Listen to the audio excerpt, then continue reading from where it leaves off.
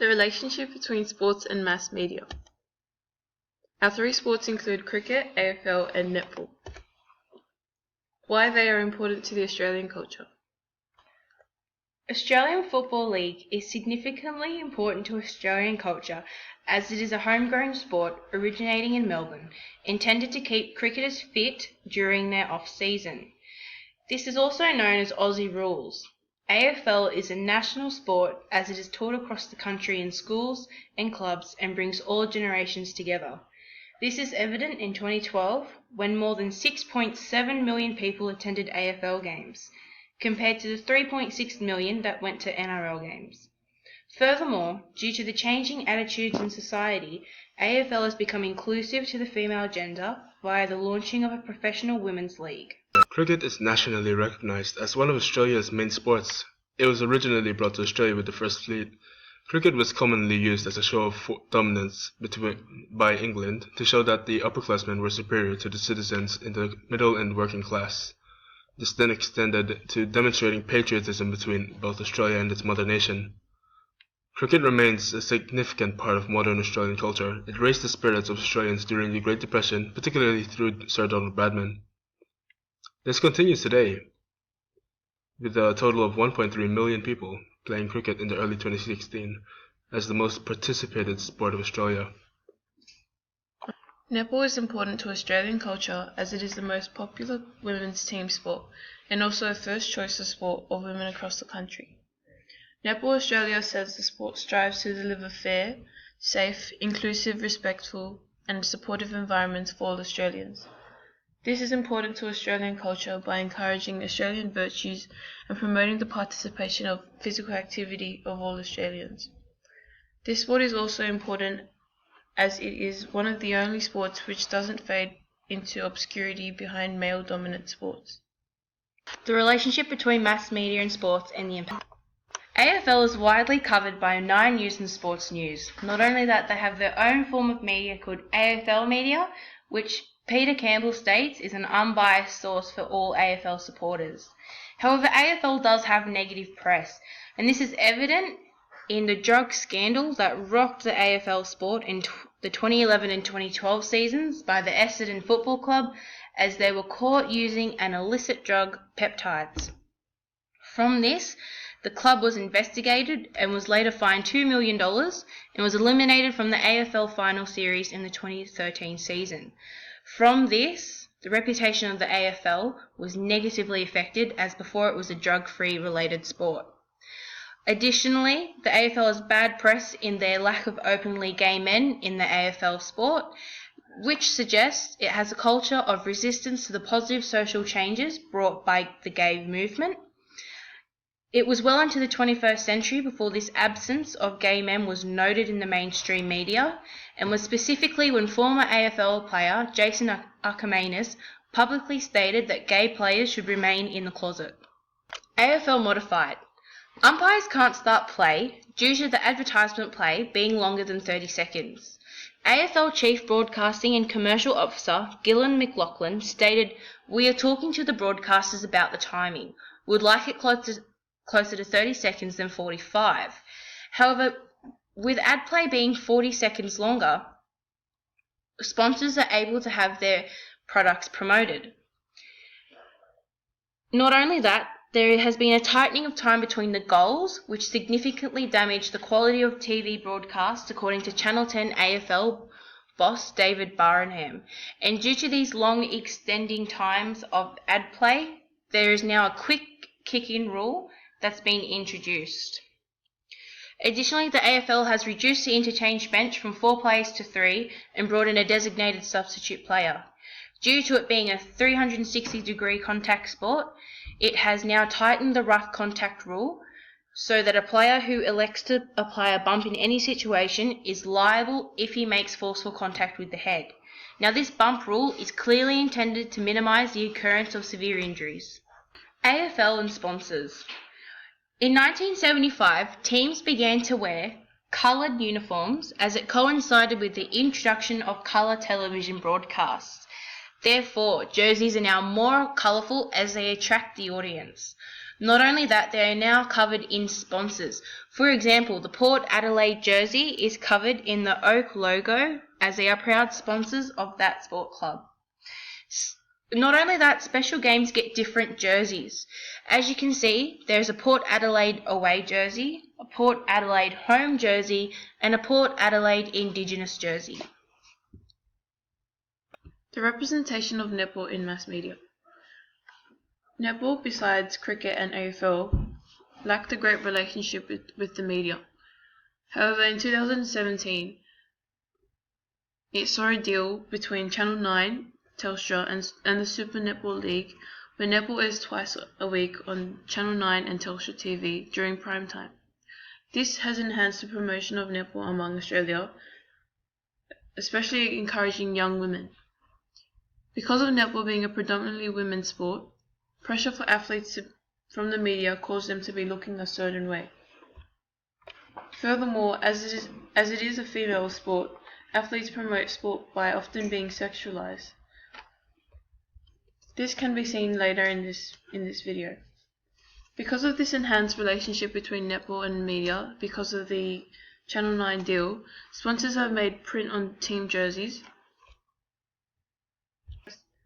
Furthermore, because of the media, netball has changed some of its rules in its game. Now it is a quicker and quieter game. For example, it is made quicker with the center players being able to put one foot in the circle at the start of each center pass. Also, a penalty can be taken without an offender being in play, and the use of less whistles as complaints there was too much noise during the game has been made. There are many benefits for the parties associated with netball being part of the media. For athletes per se, the media builds up the profiles and recognition of both players and the game itself.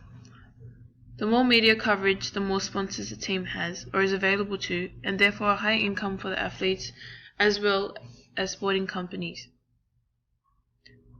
Melbourne Vixens captain Bianca Chatfield said, When I first started playing, we earned about $1,000 a year.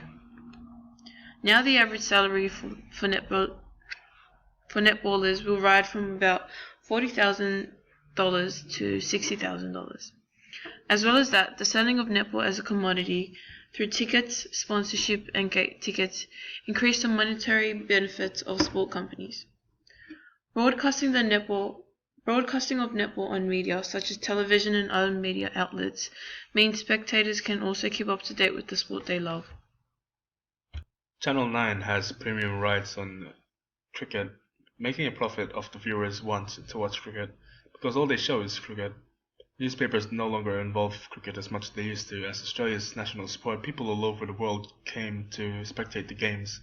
This not only increases the media coverage from social media, but people who purchase travel overseas benefit the country hosting the events, with the currency having to be converted to Australian dollars in order to pay for accommodation, privileges, as well as to boost the business services of local tourist spots. The media has not hesitated to put popular players on the spot, putting them in a negative spotlight despite their accumulated achievements.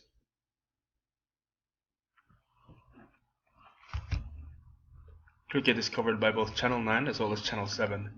Big Bash League is a large-scale event exclusively hosted by Channel 10. There is nothing short of positive publicity when it comes to Australian cricket. Australian women's cricket will no longer have a nickname in order to promote gender equality. Games are much shorter due to 6 ball overs, allowing players to participate in more matches, increasing the amount of viewers in an explosively short amount of time. Rather than the original color white, teams wear specific colors to not only represent the diverse teams, but also sell merchandise, profiting off the pride of their audience. Team uniforms now carry the logos of companies' sponsorship of a product, such as wearing the Adidas stripes or the KFC logo imprinted on the chest of a shirt. Media's role in giving meanings to sport. Cricket Ashes. Cricket is very patriotic as we compete against the motherland in this contest. It's an exclusive ongoing challenge between Australia and England known as the Ashes, which is a competition between the two countries to bring home a container with the ashes of a bale. It originated from Melbourne, Australia, and it ended up with a knighted Australian by the name of Sir Donald Bradman. Which sport out of the three is most valued and why? Cricket. It shined during the Great Depression. It was a happy place in a dark time, and it gave hope to Australians. It helped Australians cope with the economic crash, and it was also covered by 3 major TV channels. Netball doesn't gain as much coverage as the other 2 sports, and AFL is a much smaller sport in comparison to NRL. Mass media can be seen as the most influential method of communication in today's world. This is evident through the portrayal of AFL in news headlines. For instance, this article is purely based on politics. This is evident through the banner that says Election 13 and the illustration of both Kevin Rudd and Tony Abbott. However, the illustrator has cleverly used objects from AFL, such as the jerseys and the AFL balls, to be able to create a personal link between the storyline and the audience, therefore selling their newspaper. Again, AFL has been used in the Herald Sun in a negative way. The headline says AFL King Hit. However, the storyline is based on a violent act of an individual who was just associated to AFL. Therefore, it utilises AFL to sell papers, as the headline did before, so fans would buy the paper to read the article. As a reiteration of what was said before, as netball is the female sport, it tends to get limited representation. In the media, female sports media coverage often uses language associated with appearance and femininity. A female who is masculine also, strong, powerful, and focused is often questioned about her sexuality. An example of this is the internet article shown above. Magpies captain Robinson hopes to have the Giants' number. This is an example of netballers, females, being sexualized in the media. To get someone's number is a literal phrase when wanting to get to know someone, especially of relationship interest. This, however, if you read the real article, metaphorically speaks of the numbers on the scoreboard which Captain Robinson wants against the Giants. A positive representation of netball in the media is a Samsung ad, which inspires young girls to follow their passion. This relationship between their sponsor, Samsung, and Netball Australia has impacted the Rethink Role Models campaign. This campaign aims to promote resilience from adversity by showcasing how the Diamonds got through their individual hardships. Extreme sport, big wave surfing. Big wave surfing started getting media coverage in the mid-1970s due to Jeff Clark. As a male-dominated sport, women began to fight for equality. This fight for equality picked up media interest in 2014 due to the Big Wave World Tour women's event. However, overall, media coverage has solely focused on the thrill and dangers of the sport. This can be seen through the interview with Mark Fu, who said, "You have to be willing to pay the ultimate price for the ultimate thrill." Mark Fu paid the ultimate price in 1994 as he drowned on his first Maverick as he was trapped underneath the rocks. After this major tragedy, Clark said, "We knew Mavericks was dangerous and we knew it could take us." Not only do reporters report on the tragedies of big wave surfing, they also report on the thrill of it. This is evident through the many interviews throughout their articles, which only surround the thrill of being able to big wave surf. For example, Sarah Gerhardt says, "You just barely make contact with the earth. It feels like flying. It's this liberating experience." Due to the mass media only focusing on how you feel and how liberating that feels, and the dangers, can promote excessive risk to the mass people that the media is open to.